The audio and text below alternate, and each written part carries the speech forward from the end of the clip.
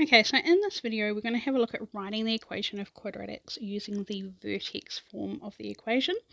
So in order to be able to do this, we need to know what the coordinates of the vertex of the graph are. Okay, just a reminder that the vertex is that turning point, so that point there. And we can see if we track down and across for this one that the coordinates of this turning point are 1 and 3.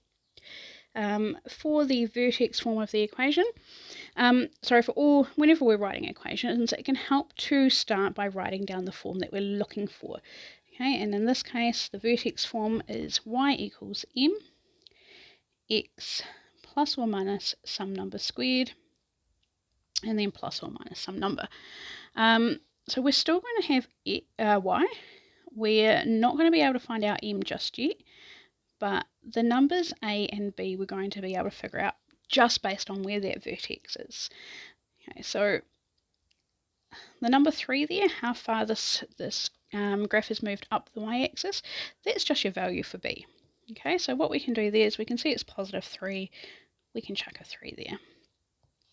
Then a, this one's a little bit different. Okay, so we can see that a is at positive 1, but anything that's inside the brackets actually goes to the opposite of what we expect it to be. So instead of being positive 1 inside the brackets, it's going to be negative 1. Okay, and that's just the rule for these ones.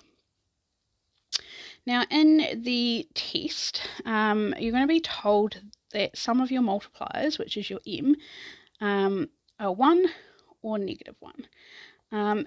If we were told that our multiplier for this graph was just 1 or negative 1, what we need to just do is have a look and see whether our graph is right way up or upside down.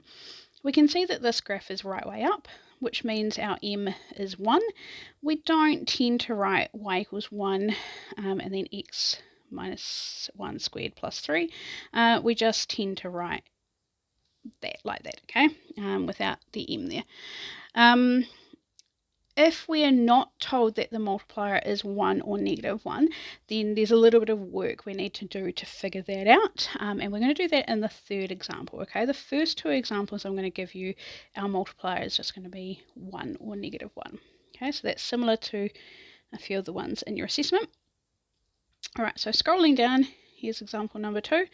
We start off the exact same way. Okay, we're going to start with our form that we're looking for, x plus a squared plus b, so it's a good idea to memorize those.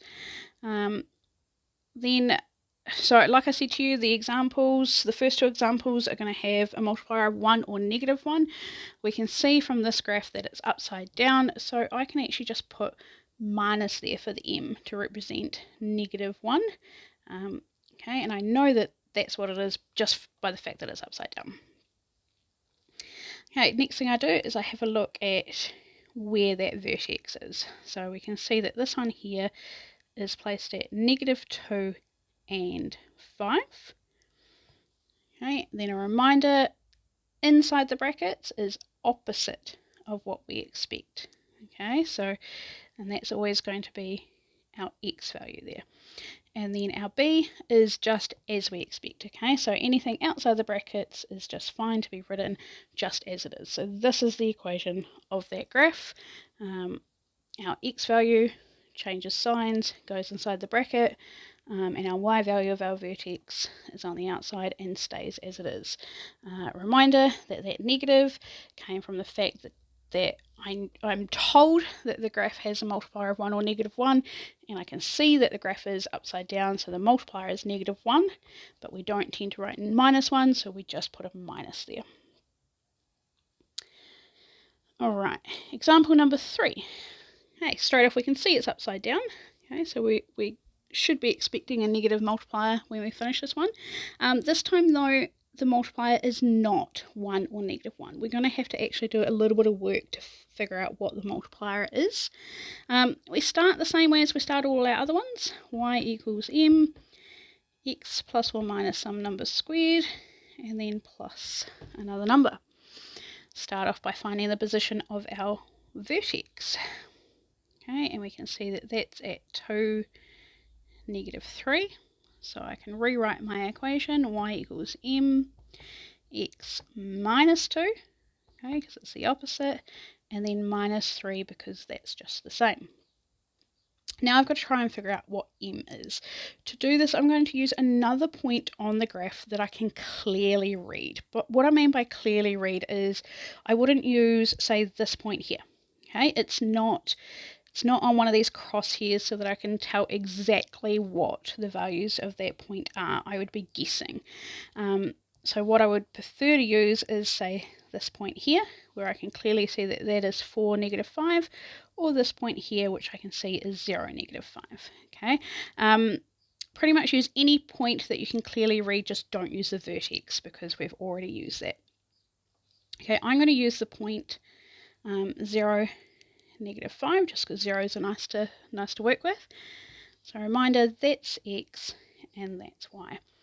What I'm going to do with this point is I'm going to substitute it into the equation that I've got so far. So instead of y, I'm going to write -5. I'm still going to have my m. Okay, instead of x, I'm going to have 0. I still have -2 squared, and I still have -3. Now from here, I just need to tidy this up, do some simplifying, and solve for what m is. So I'm not going to touch the -5 yet. I'm going to leave the m alone. The brackets becomes -2 squared, which becomes 4, because -2 times -2 is 4, and then -3. Next thing I want to do is get rid of that -3, so I add 3 to both sides to get -2 equals, and I'm going to tidy this up and change that to 4m. Okay, so I've got 4m equals -2. Final step, divide both sides by 4, and we end up with this being simplified as -1/2 equals m. Now we know we must have done something right because look at this. I have a negative value for my m, which is what I was expecting because of it being upside down. Once I've got that m, I can go back to my original equation, okay, the y equals mx minus 2 squared minus 3, and plug in my m. So I've got y equals -1/2 x minus 2 squared minus 3. Okay, and that is the equation of that graph.